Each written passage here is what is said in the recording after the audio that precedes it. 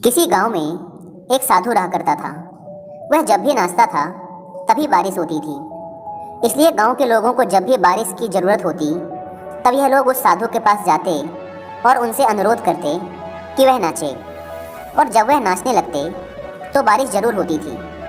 कुछ दिनों बाद 4 लड़के शहर से गांव में घूमने आए। जब उन्हें यह बात पता चली कि किसी साधु के नाचने से बारिश होती है तो उन्हें यकीन नहीं हुआ। शहरी पढ़ाई लिखाई के घमंड में उन्होंने गांव वालों को चुनौती दे दी कि अगर हम भी नाचेंगे तो बारिश होगी, और अगर हमारे नाचने से बारिश नहीं हुई तो साधु के नाचने से भी बारिश नहीं होगी। अगले दिन सुबह सुबह गांव वाले उन चारों लड़कों को लेकर साधु के कुटिया के पास पहुंचे। गांव वालों ने साधु को सारी बात बताई। फिर उन लड़कों ने नाचना शुरू किया। पहले लड़के ने नाचना शुरू किया। आधा घंटा बीत गया।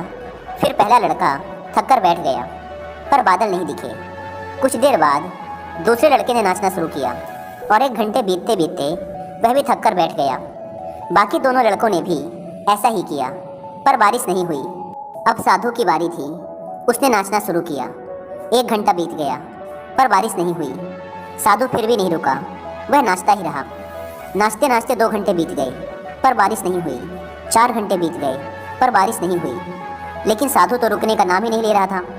धीरे धीरे शाम ढलने लगी कि तभी बादलों की गड़गड़ाहट सुनाई दी और थोड़ी देर बाद जोरों की बारिश होने लगी।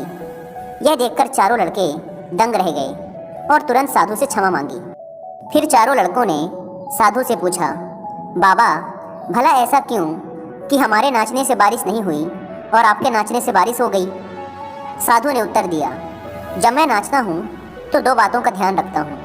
पहली बात तो मैं यह सोचता हूँ कि अगर मैं नाचूंगा तो बारिश को होना ही पड़ेगा, और दूसरी यह कि मैं तब तक नाचूंगा जब तक कि बारिश ना हो जाए।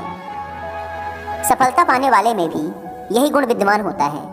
वे जिस काम को भी करते हैं उसमें उन्हें सफल होने का पूरा भरोसा होता है, और वह तब तक उस काम को करते हैं जब तक कि उसमें सफल ना हो जाए। इसलिए अगर हमें सफलता हासिल करनी है तो इस साधु की तरह ही अपने लक्ष्य को प्राप्त करना होगा।